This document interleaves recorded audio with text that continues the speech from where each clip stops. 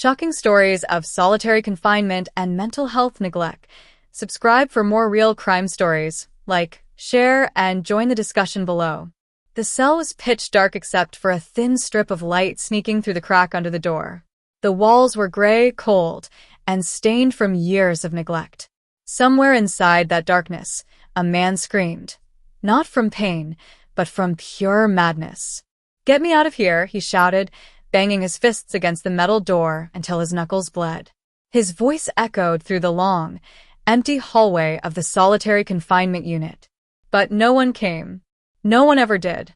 That man was David Cole, a 30-year-old inmate who had spent nearly 3 years alone in that small, silent cell. Tonight, something had finally snapped inside him. He could hear whispers in the walls, see shadows moving even though there was no light, and feel bugs crawling on his skin when there were none. The guards outside shook their heads. One muttered, "He's losing it," before walking away. They all knew David needed help, but no one cared enough to give it. And then, without warning, the screaming stopped. The silence that followed was worse than the noise. When the guards returned hours later, what they found behind that door would haunt them forever. But before that moment, before everything went wrong, David wasn't supposed to be here at all. David had grown up in a small town outside of Chicago. He wasn't a bad kid, just unlucky. After his mother died, he started stealing food and small things to survive. One night, things got out of control. He was caught in a store robbery gone wrong, and even though he didn't hurt anyone, he was sentenced to 7 years in prison. At first, prison life was tough but bearable. He worked in the kitchen, stayed quiet, and kept to himself. But one day, an argument with a guard turned ugly. David had asked for an extra meal tray, something small, but the guard accused him of disrespect. Words were exchanged, voices rose, and before David knew it, he was thrown to the ground and handcuffed. That single argument changed everything. They sent him to solitary confinement, the hole, as the inmates called it. The cell was barely big enough to stretch your arms. There was no window, no clock, and no sound except your own heartbeat. Hours felt like days. Days felt like months. At first, David tried to stay calm. He talked to himself, hummed songs, counted cracks on the wall. But as the days went by, his mind began to slip. He started hearing voices, soft at first, then louder. He told the guards something was wrong, that he needed to see a doctor, but they laughed it off. Weeks turned into months. David scratched messages into the wall. "Still here? Help me. Please listen." Nobody did. One night, he woke up screaming, convinced someone was in the cell with him. The guards rushed over, but when they looked through the slot, they saw David rocking back and forth, whispering to himself. His eyes were wide open, but it was like he wasn't even there anymore. The next morning, David stopped eating. He stopped talking. He just stared at the wall, motionless. And that's when the guards finally opened the cell door, only to realize it was already too late. The guard's flashlight cut through the darkness as the heavy steel door creaked open. The air inside was thick, damp, and smelled like metal and sweat. David sat on the floor, his head tilted against the wall, eyes blank. For a moment, the guard thought he was asleep, until he noticed the small pool of water forming beneath the sink and the words scratched on the wall above it. "No one listens." "Cole," the guard said quietly, tapping his baton on the bars. No answer. Another guard stepped in, shaking David's shoulder. His body was cold. Not lifeless, but close. "Get the nurse," one of them shouted, and within minutes the hallway filled with hurried footsteps. They carried David out on a stretcher, his hands limp, eyes staring at nothing. That night spread like wildfire through the prison. Some said David tried to take his own life. Others said he'd just lost his mind from being alone too long. No one really knew, but everyone understood one thing: solitary confinement had broken him. 3 weeks earlier, before things got that bad, David had been trying to hold on. Every day was the same. Wake up to silence, stare at the same gray walls, count the same cracks, eat the same cold food. He had no human contact, just a meal tray shoved through a slot twice a day. The only voices he ever heard were his own thoughts, and sometimes those thoughts turned cruel. "You're not getting out," he would whisper to himself. "They forgot about you." Sometimes, he'd talk to the shadows, pretending they were his mother or his old friends. He even named a small crack in the wall Sam just to have something to talk to. But every day, the line between imagination and reality faded a little more.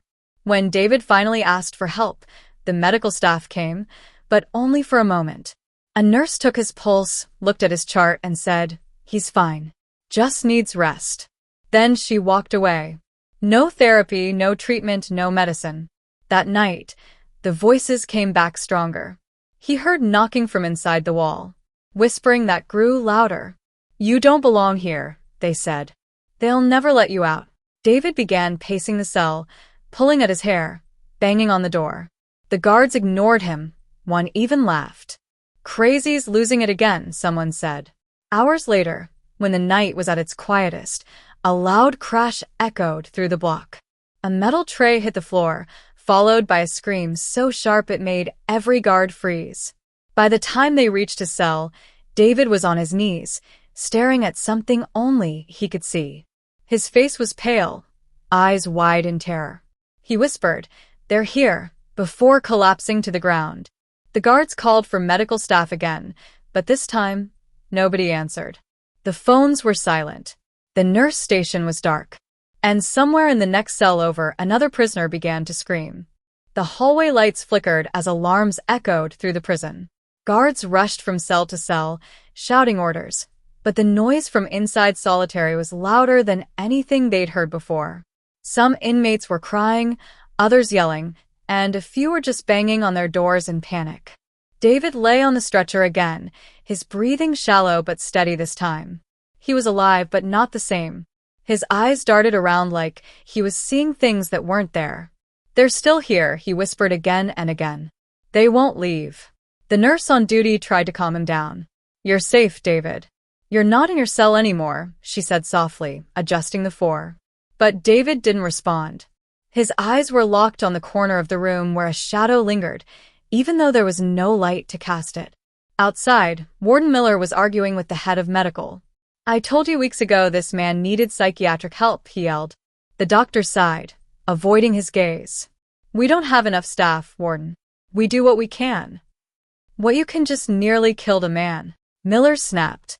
"Do you have any idea what happens if this gets out?" But word was already spreading.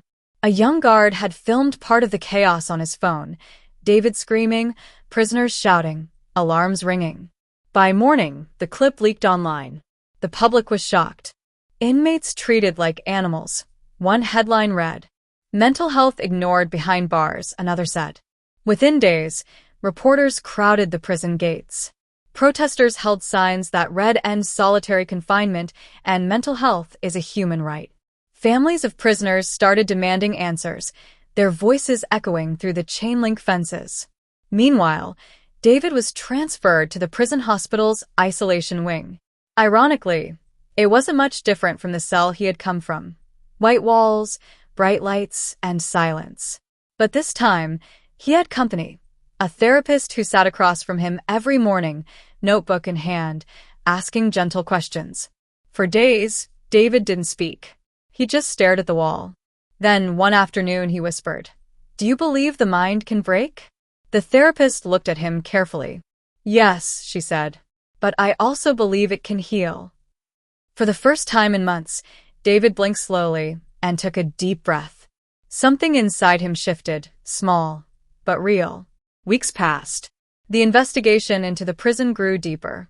Reports showed hundreds of inmates had been kept in solitary for months, some even years, with little to no medical attention. The nation watched, horrified. One evening, as the sun set through the tiny window above his bed, David wrote in a small notebook they'd given him, "I survived the silence, but I lost parts of myself in it." He paused, then added another line, "No one should be forgotten like I was." He closed the book and looked up. The hallway outside was quiet again, but this time it didn't scare him. For the first time, he wasn't alone. Outside, the warden stood watching reporters pack up their cameras as the prison prepared for reform. For once, change was coming, slowly, painfully, but surely.